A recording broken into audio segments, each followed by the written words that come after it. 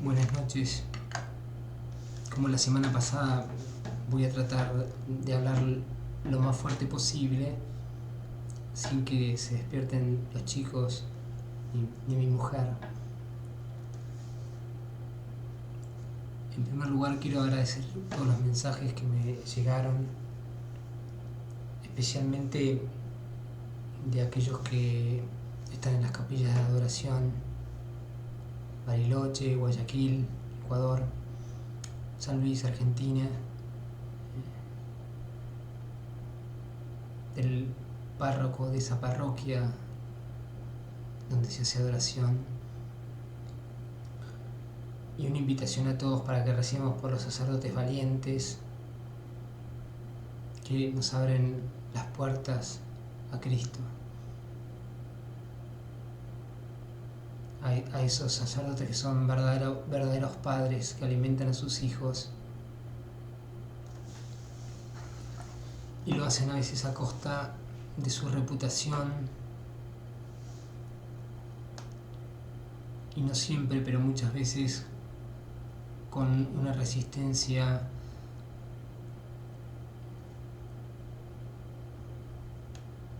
de parte de sus compañeros interna, quizás de otros compañeros de su tarea sacerdotal. Hay que rezar mucho por ellos para que Dios los siga iluminando y dando la fuerza para tener la valentía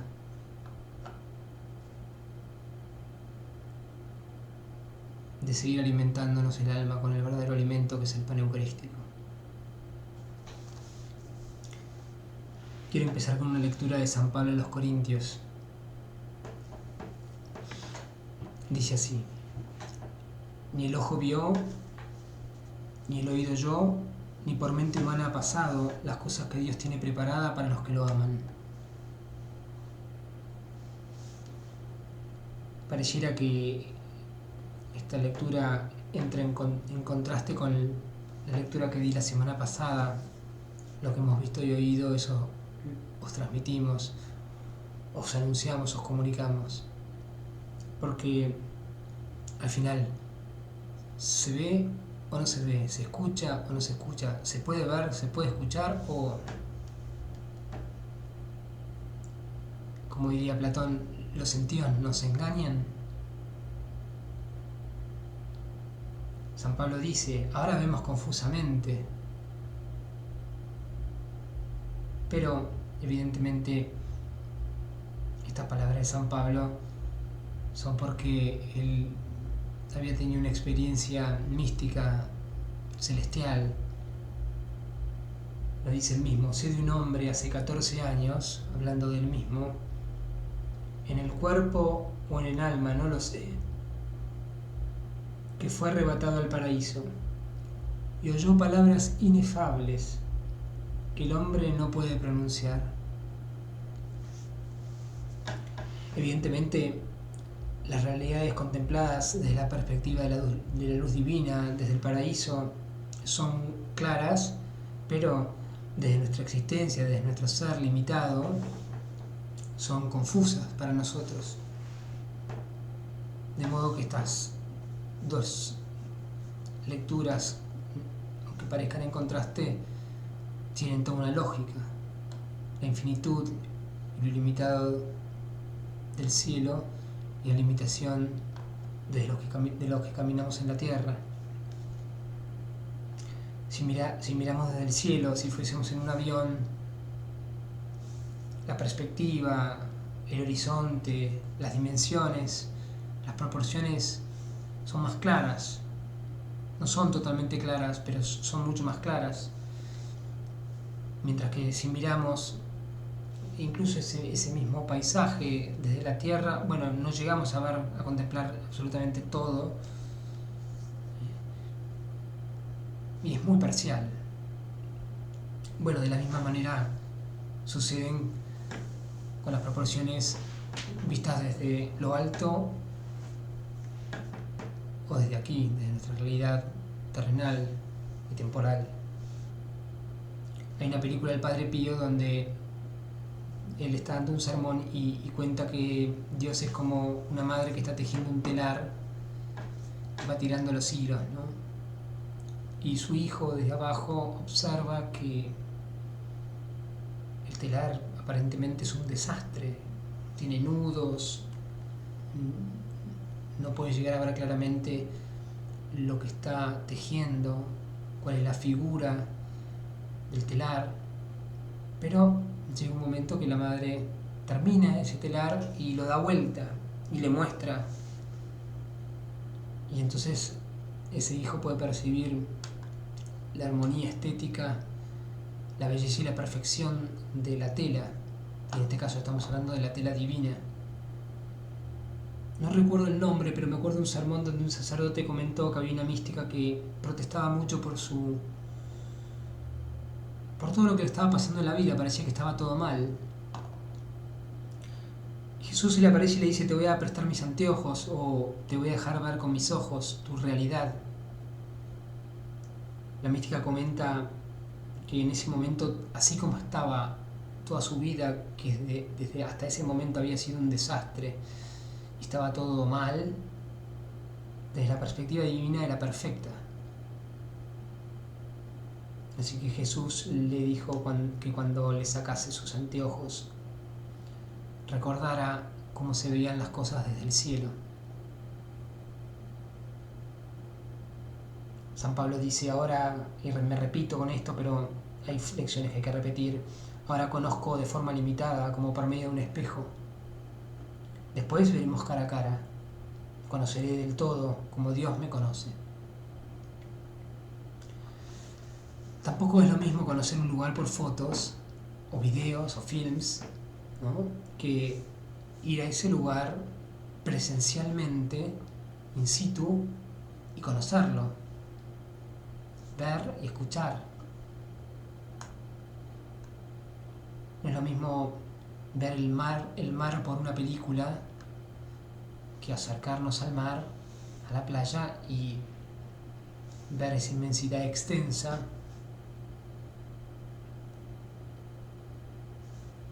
y mucho más intensa la experiencia cuando nosotros nos zambullimos en ese mar. Para conocer a Dios y amarlo verdaderamente, hay que ir a donde está.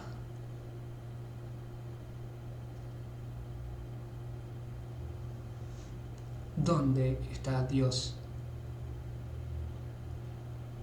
Está en la Eucaristía.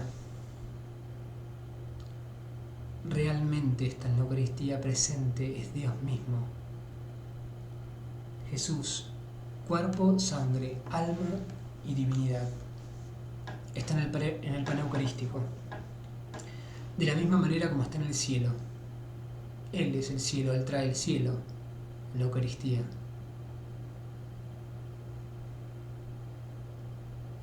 Está en el gozo, en la luz, en el dolor y en la gloria, como lo vemos en la tierra, así en el cielo, siendo Él mismo el cielo y la puerta del cielo. En las comuniones sacramentales y en las adoraciones eucarísticas estamos con Él y en Él. Es como el hombre que se para en la playa, está mirando el mar y se sumerge en ese mar. La diferencia que ese mar, en la metáfora, es para nosotros el mismo Dios. Solo en el cara a cara, nuestros sentidos, especialmente los sentidos espirituales, se van a purificar y agudizar para ver y para escuchar. La Eucaristía de alguna manera es ya estar en el cielo.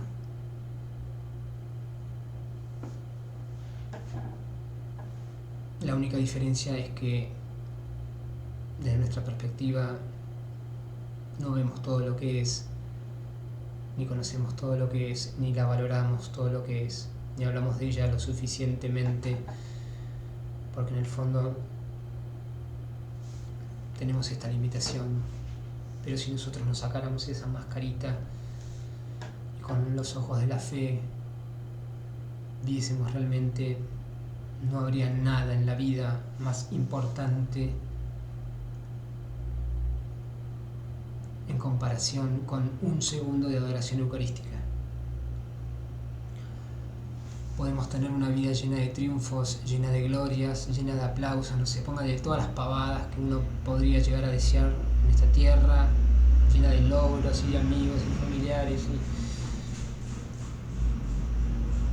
Pero sin la Eucaristía no valdría para nada, y la sola Eucaristía vale un segundo de adoración eucarística, un milisegundo de comunión sacramental, de tener a Jesús dentro nuestro y el cielo entero, vale infinitamente más que 1.000 millones de vidas de glorias humanas.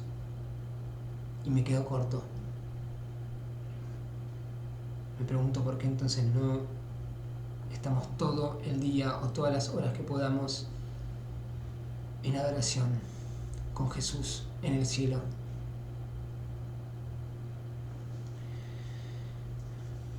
Voy a contar mi historia. Es mi historia, pero como San Pablo tengo que decir exactamente lo mismo. Conozco un otro, San Pablo va a decir, conozco un hombre hace 14 años. Yo voy a hablar de mí, pero de otra manera. Conozco un niño que hace 40 años, es un chico que sé que soy yo, pero ya está tan lejano que no me puedo encontrar con él, a menos que algún aspecto inmaduro de mi personalidad lo manifieste. Pero en lo que voy a contar es como si yo contara la historia de otra persona. Conozco un chico hace 40 años, cuando tenía 7 años, que perdió a su papá. Este chico tuvo la gracia inmensa de ir a un colegio eminentemente y absolutamente eucarístico. Es el Colegio San Pablo en Buenos Aires, Argentina. Todo el colegio, todas las actividades del colegio se centraban en la Eucaristía. Capilla siempre abierta, confesión cuando uno lo deseara, escucha permanente de los sacerdotes, comunión sacramental todos los días, misas 1 o 2 veces por semana, y cuando los sacerdotes también les pintaba, metían otra misa, gracias a Dios. Y uno podía bajar en todos los recreos a rezar. El dolor de este chico era tan grande, tan grande, tan grande, por la ausencia de su padre, que lo único que lo consolaba era estar frente al Santísimo, que no estaba en la custodia, pero sí que estaba en el sagrario. A veces el dolor era tan grande que no veía la hora de sonar el timbre para ir a llorar ahí y decirle a Jesús: me duele mucho.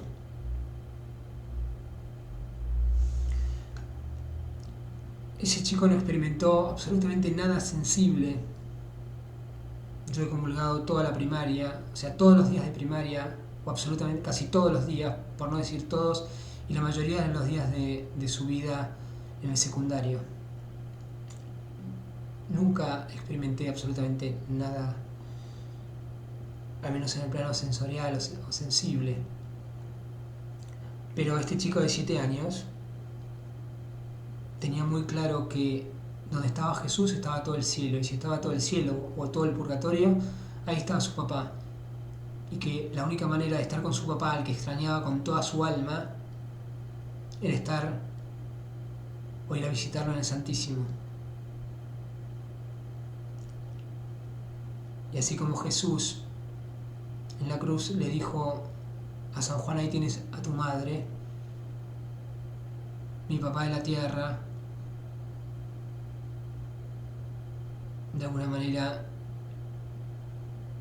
en esas horas o recreos de oración me fue diciendo, y eso trajo calma: ahí tienes a tu padre, en Jesús Eucaristía y puedo decir totalmente con toda la certeza que a mí la Eucaristía me adoptó y que soy un hijo de la Eucaristía. Y eso, por supuesto, no es mérito mío, es un regalo inmenso de Dios.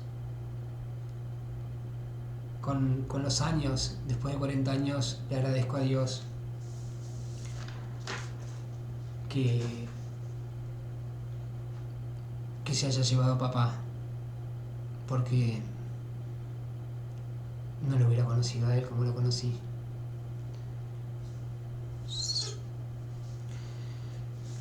Cuentan que en Nápoles, en el año 1273, en la orden, en la casa de los dominicos, el padre Tomás de Aquino cae en éxtasis. Dicen que fue un éxtasis que lo transformó totalmente. Que a partir de ese momento se lo veía como ido, como enajenado, como ausente. Su primer biógrafo llega a decir que estaba como atontado. Ustedes se imaginan decir de Santo Tomás de Aquino, una de las grandes luminarias de la historia de la humanidad, y una gran luz y un gran santo de la Iglesia Católica, llamarlo tonto o atontado.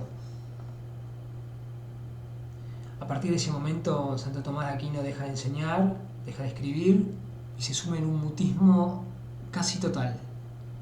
Ya no habla. Y le confía a un hermano de él, de la comunidad, llamado al hermano Reginaldo, le dice esto: en comparación con lo que se me ha dado a entrever, todo lo que he escrito me parece como paja. Velut pallea, latín. Se dice que intentó quemar la Suma Teológica.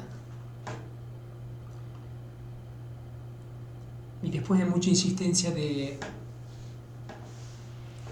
los monjes y los hermanos de la comunidad, el día anterior a morir salió de este mutismo y escribió un pequeño comentario sobre el Cantar de los Cantares.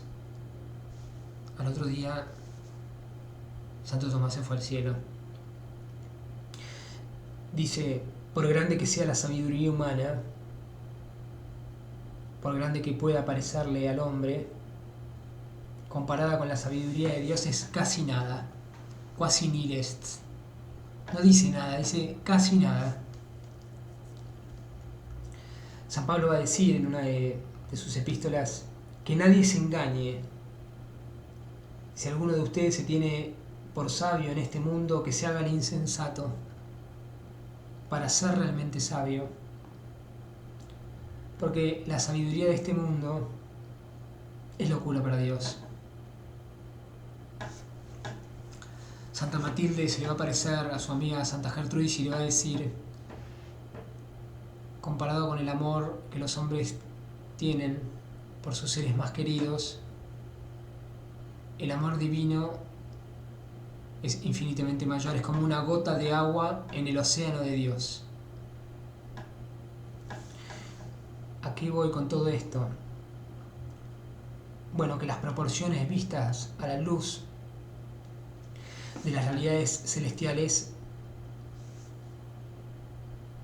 son totalmente distintas. Desde las realidades celestiales son claras, mientras que desde la perspectiva o para nosotros son confusas. La distancia es inmensa.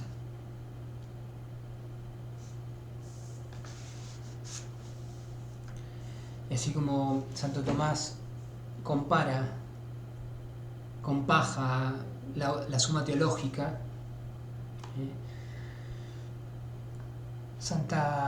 no fue santa. La mística franciscana Ana de Foligno, si fue santa, bueno, discúlpenme. Cuando ella entraba en éxtasis místicos y salía de ellos y le pedían que dijese lo que había experimentado, ella sentía que con sus palabras traicionaba la realidad que había experimentado en el éxtasis. Utilizaba estas palabras: mis palabras me hacen el efecto de una nada. ¿Qué digo? Mis palabras me horrorizan, oh suprema oscuridad. Mis palabras son maldiciones, mis palabras son blasfemias. Silencio, silencio. Le suplicaba a sus amigos, después de salir de estos éxtasis, también: no me dejéis hablar, yo no hablo, blasfemo. Si abro la boca, en vez de manifestar a Dios, le voy a traicionar. Con estos 3 ejemplos, a lo que voy es que tanto en el conocimiento, en el conocer, en el amar, y en el predicar, o en el hablar de Dios, todo lo que podemos llegar a decir desde nuestra perspectiva es poco. Hace unos años escuché decirle a un sacerdote español, Pablo Domínguez Prieto, que tiene una película llamada La Última Cima, un sacerdote de una sabiduría extraordinaria y de un amor a Dios enorme. Él muere escalando una montaña, creo, en España, discúlpenme los españoles, si hay algún español, el Moncayo. Le encantaba escalar, él escalaba y celebraba la misa, la Eucaristía en la cima, por eso la película se llama La Última Cima. Hay una conferencia donde él está discutiendo de alguna manera no discutiendo, ¿no? Porque no discute, pero cruzando opiniones con 3 ateos en un congreso sobre la existencia de Dios, y no es de él, por supuesto, pero bueno, lo escuché de él. Él dice: es más lo que no sabemos de Dios que lo que sabemos. Y supongo que de lo que sabemos, lo que realmente sabemos y podemos decir es nada, ¿no? Esto no lo dice él, lo digo yo, pero no es mío, por supuesto. El mismo apóstol San Pablo, y me repito con lo primero que dije al iniciar la charla, es que ni el ojo vio ni el oído oyó lo que Dios tiene preparado para los que lo aman. ¿Se imaginan que en este contexto que me queda a mí, después de San Pablo, Santo Tomás, Matilde, Ángela de Foligno? Le comentaba a una suscriptora de Bariloche que si pusiera a hablar a mi hijo de 4 años, a Pedro, el que me acompaña a hacer adoración, si lo pusiese a hablar acá, posiblemente sus palabras serían más fecundas, más claras y más cortas, porque yo sé que tengo el defecto de hablar y el tiempo se va y me extiendo demasiado. Un día lo escuché llorar en su cuarto, me parecía rarísimo, así que subí y escuchaba sus sollozos, pero eran de angustia, ¿no? Entro al cuarto y le digo: Pedro, ¿qué te pasa? Y me mira con sus ojos llenos de tristeza y me dice: ¿por qué lo mataron a Jesús así? Me quedé sin palabras, totalmente callado. Evidentemente percibí algo que yo, con mi corta inteligencia e intuición, no llegaba a registrar. Porque Dios se le revela a los pequeños y a los humildes. Así que sería un interlocutor o un mensajero mucho más adecuado para dar una charla, pero bueno, me toca a mí. Me vienen las palabras de Benedicto XVI cuando es elegido Papa, que dice que conforta el hecho que el Señor sabe trabajar, hacer con instrumentos insuficientes. Pero además, lo peor de todo, que además lo dice un Papa. ¿Y qué Papa? ¿No? Un Papa sabio. Bueno, acá estoy como una hormiguita. Lo único que puedo decir es con Juan Pablo II, lo mismo que dijo en Chile: mirad al Señor, no tengáis miedo de mirarlo a Él. Mirad al Señor con ojos atentos y descubriréis en él el rostro de Dios.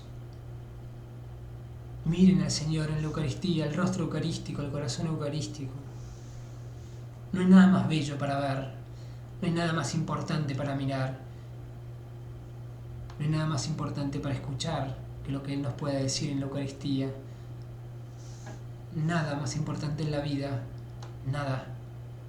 Si tienen el tiempo libre, y ahora lo tenemos mucho más porque estamos todos encerrados, y aunque no puedan ir a hacer oraciones, oren, recen, contemplen.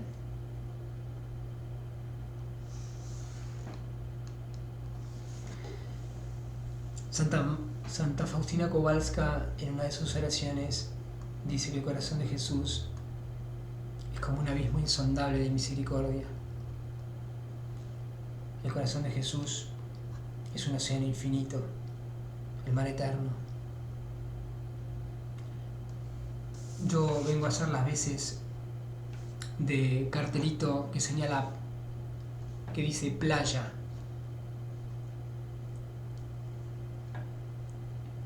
No les puedo mostrar ni siquiera el mar.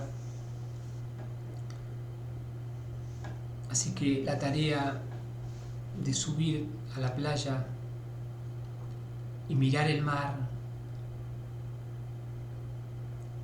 y zambullirse en ese océano insondable de misericordia, esa tarea les corresponde a ustedes y también me corresponde a mí, en la medida que yo también, cuando les hablo a ustedes, me estoy hablando a mí.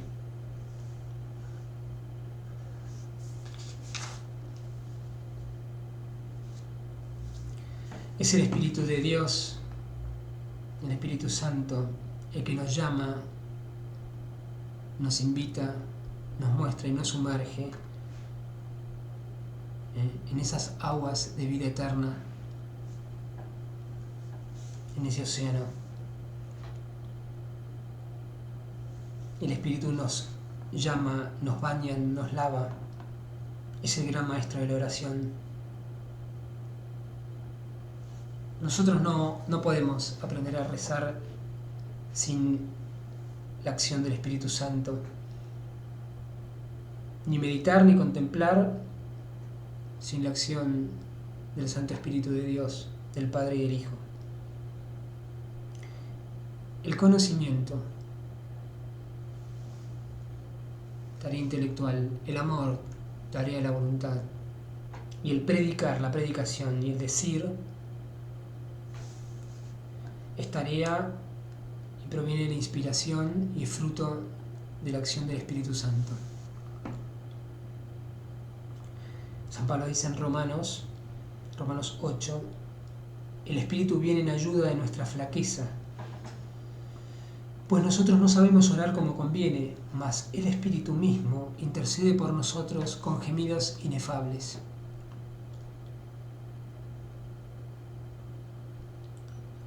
En la oración nosotros somos como una barquita o un barco navegando este océano inmenso. Y nuestras alas, esa barca puede dirigirse o navegar en ese mar solamente si los vientos del Espíritu Santo soplan sobre las velas de esta embarcación.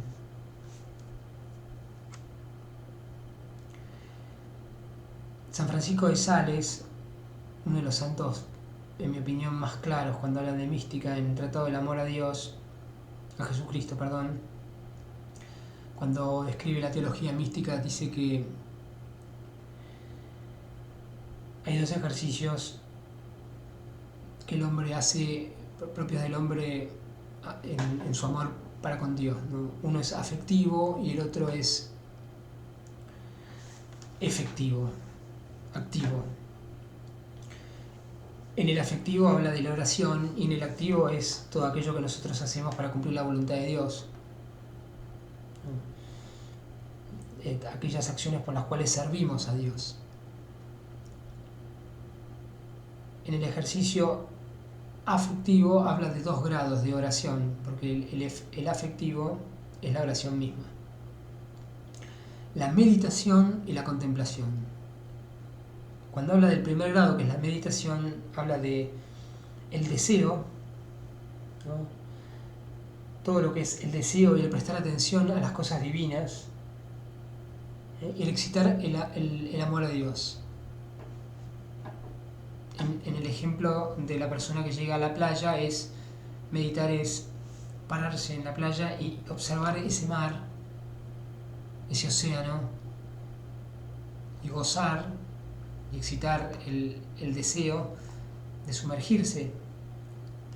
Mira las olas, escucha el ruido de esas olas, ve el color, aspira el aire, pero la meditación es simplemente eso. La contemplación ya es sumergirse en ese océano, en ese mar. Así que va a decir que la contemplación es saborear el amor de Dios. Si nuestra barca tuviera dos palos, una es la de la meditación, la otra es la de la contemplación, el palo mayor. Nosotros tenemos que pedir al Espíritu Santo que sople con su ruaj divino esas 2 velas, especialmente la de la contemplación, y que nos lleve a las costas eternas, a las costas de Dios. Es importante que en las adoraciones eucarísticas invoquemos al Espíritu Santo. Cuando hablé en la primera charla dije que frente a Jesús no había que hacer nada porque Él lo hacía todo. Bueno, ese todo se hace a través del Espíritu Santo. Dice San Francisco de Sales, el deseo nos hace meditar sobre el amor, pero la contemplación es saborear ese amor, experimentarlo. Y así como uno puede meditar en el bien, puede meditar en el mal. El pensamiento puede desear lo malo, y la excitación de ese pensamiento puede llevar a un deleite y a una contemplación del mal. El pecado de pensamiento es justamente eso. Hay una meditación en primer lugar, y en un segundo momento se contempla, uno se deleita en ese pensamiento. Pienso que el pecado de acción es tan grave como el de pensamiento. La consumación concreta de un pensamiento en una acción no es menor. A veces se puede llegar a través del pensamiento a situaciones o lugares donde sería imposible. De hecho, Jesús dice en un momento, hablando del adulterio, si un hombre mira a una mujer deseándola, ha cometido adulterio en su corazón.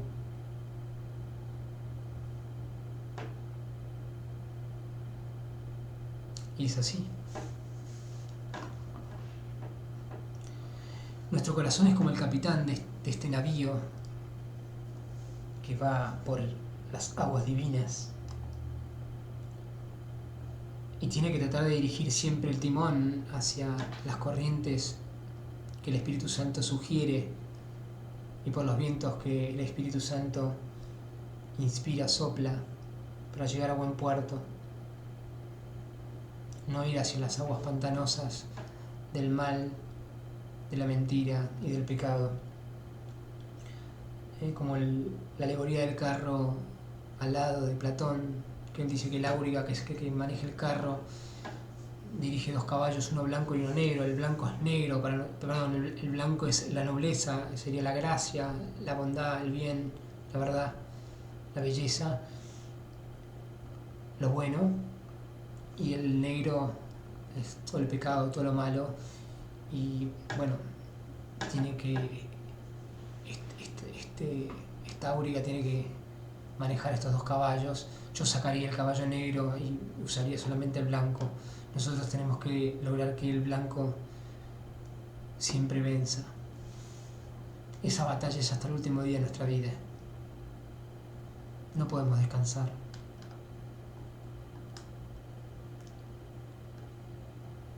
Como dice San Pablo al final de su vida, he peleado el buen combate, he conservado la fe. Pero hasta su último día, hasta que la cabeza no rodó, hizo esos 3 piques en 3 fontanes, porque donde rodó la cabeza de San Pablo picó 3 veces y de cada lugar donde picó brotó una fuente, 3 fuentes brotaron. Mucho tiempo después ya se apareció ahí la Bruno Cornacchiola, la Virgen de 3 Fontanes, la Virgen del Apocalipsis, la Virgen de la Revelación, pero bueno, me estoy yendo por las ramas.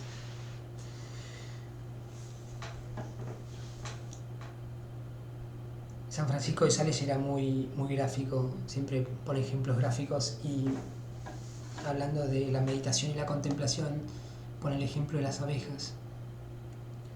Dice que las abejas, mientras que no pueden producir la miel, son las ninfas o las larvas. Y compara la meditación con este estado larval. Y que cuando ya pueden producir la miel, bueno, ya pasan al estadio contemplativo.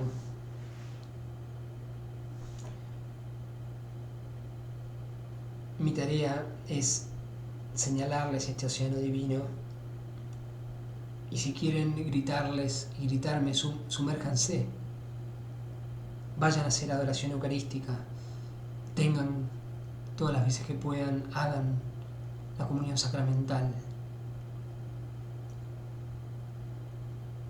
Pero me marcaron que cometí una injusticia en la primera charla de hablar solamente de la adoración eucarística, que faltó alguien muy importante. Y no es que me olvidé. Así que junto con la invitación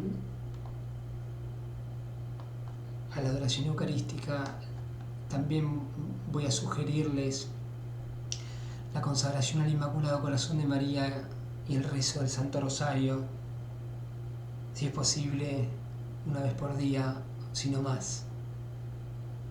Porque también soy un testigo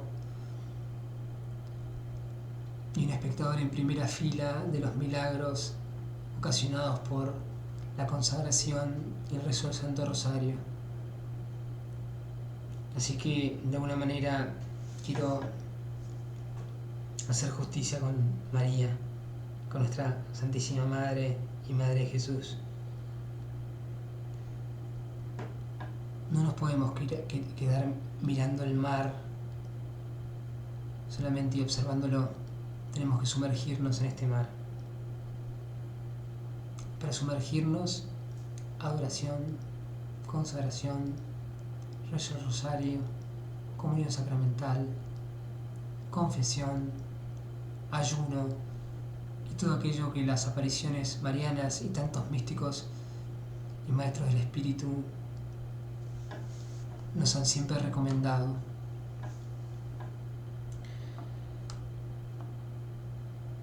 Como fui apicultor, me voy a animar a continuar el ejemplo de San Francisco de Sales.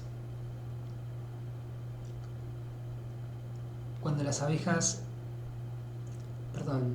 la reina de las abejas pone el huevo, desde ese momento empieza un estado larval en la celda.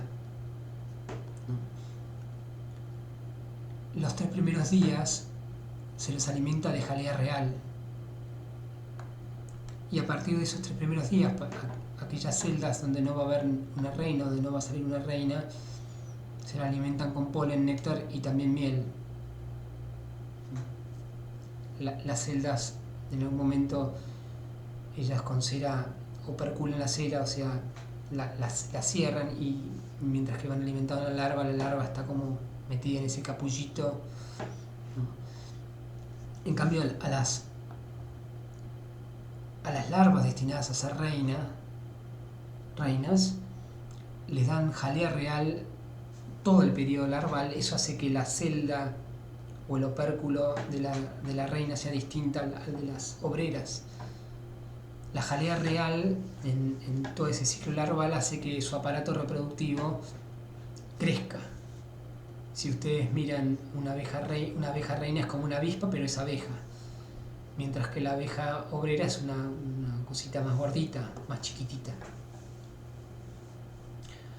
En el ejemplo, o pensando en esto, digo, bueno, quizás esos 3 días de jalea real que se les da a las obreras podrían ser los 3 sacramentos de iniciación cristiana: el bautismo, la confirmación y la Eucaristía. Y para nosotros, que en el fondo somos obreras, aunque deberíamos aspirar a ser reinas, esposas del Rey de Reyes, Jesús, bueno, pero para nosotros obreras, bueno, son los 3 sacramentos de iniciación cristiana. Después uno recibe los otros sacramentos, pero y el resto de miel, polen y néctar que le dan a las obreras en el periodo larval son los otros amores que Dios nos regala: el amor de la familia, de nuestros padres, nuestros hermanos, el amor de nuestros amigos, que nutren, pero son naturales. La jalea real yo la comparo con los sacramentos, que nos van transformando de alguna manera, nos van haciendo mucho más fecundos y nos van transformando en reyes o reinas en el Rey de Reyes. Encontré un versículo en Proverbios que dice así, y es respecto a la miel, ¿no? Que para mí son esos sanos afectos, esa miel de afectos naturales que Dios nos regala, que son de nuestros hermanos. ¿Has encontrado miel? Come solo lo que necesites, no sea que te hartes y vomites.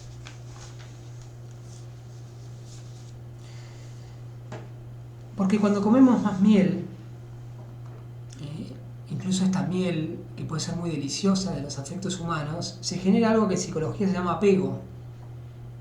Y tengo que decir como psicólogo que, y posiblemente también lo diga algún sacerdote o algún director espiritual, que el exceso de apegos no siempre es bueno. Y de hecho muchas veces la tarea de purificación afectiva tiene que ver con deshacernos de ciertos apegos. No digo que estén mal, no. Pero la miel en su justo punto. Esto es como la comida. No hay que comer hasta explotar. Uno come para alimentarse. Tenemos una tendencia a exagerar y a darnos en demasía todo. Después estamos llenos, ¿no? Y entonces, ¿dónde va a entrar Dios si nosotros estamos llenos de mundo y de cosas, incluso de cosas buenas? Pero nunca va a poder entrar lo mejor. Nosotros tenemos que aspirar a lo mejor. Lo que pasa con la miel natural no pasa con la jalea real. Cuanto más vida sacramental, mejor. Cuanto más práctica de la devoción, mejor. Nunca sobreabunda, o sea, no hace mal la sobreabundancia de gracia, de vida divina.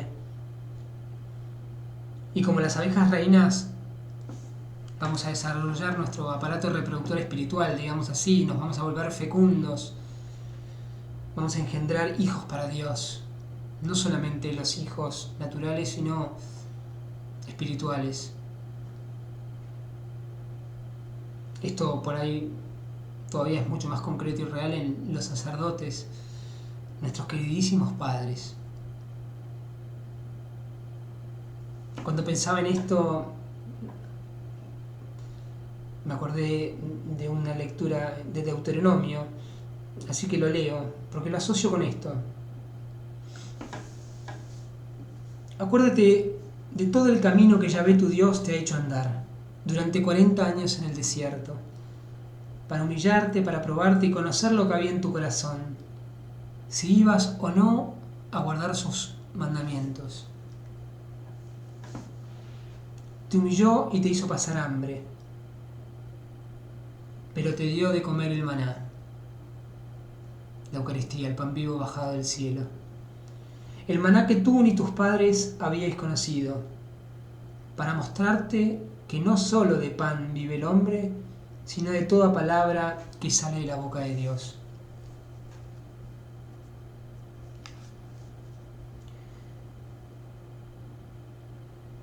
Quiero decir una cosa más, que por supuesto no es mío, pero lo dicen todos los grandes maestros de la oración, los gigantes de la oración, particularmente San Juan de la Cruz o Teresa de Ávila, pero también Fray Luis de León, o lo he leído también de él, y de tantos místicos. Uno no contempla cuando quiere.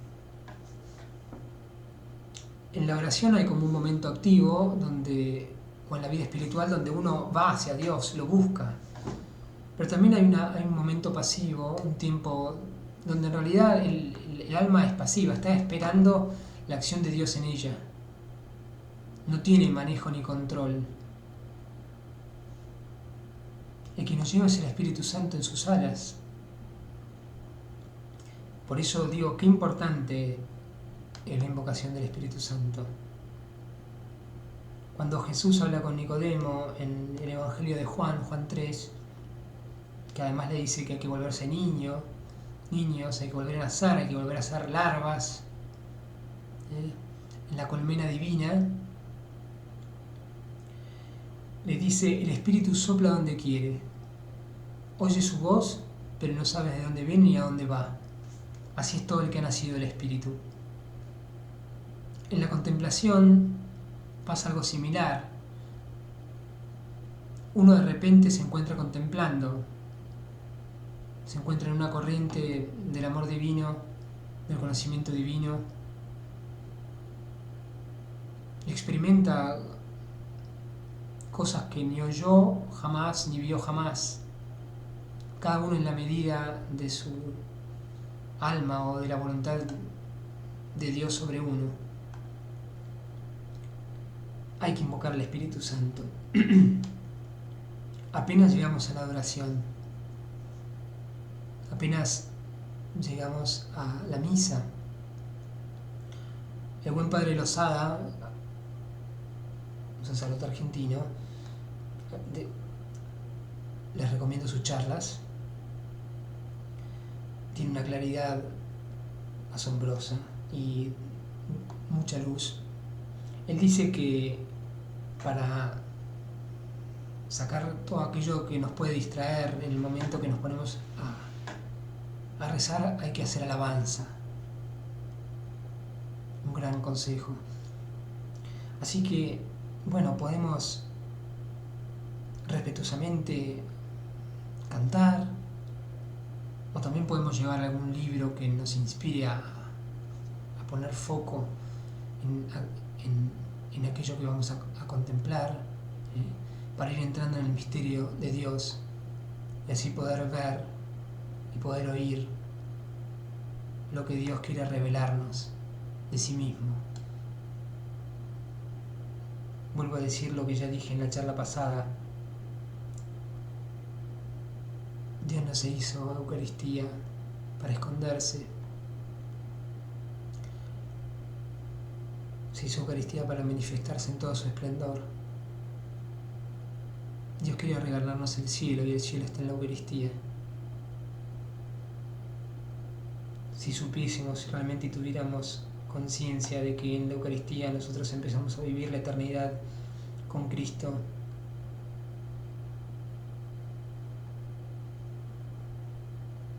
puede ser muy idílica mi mirada, pero pienso que estaríamos noche y día adorando. Iríamos a trabajar, estaríamos un rato con nuestra familia y quizá con ellas saldríamos corriendo a hacer adoración eucarística. Y cómo se transformaría el mundo. Por eso hay que despertar a todos los corazones y a todas las almas a la Eucaristía y engrosar las filas eucarísticas y apretar las filas para vencer definitivamente.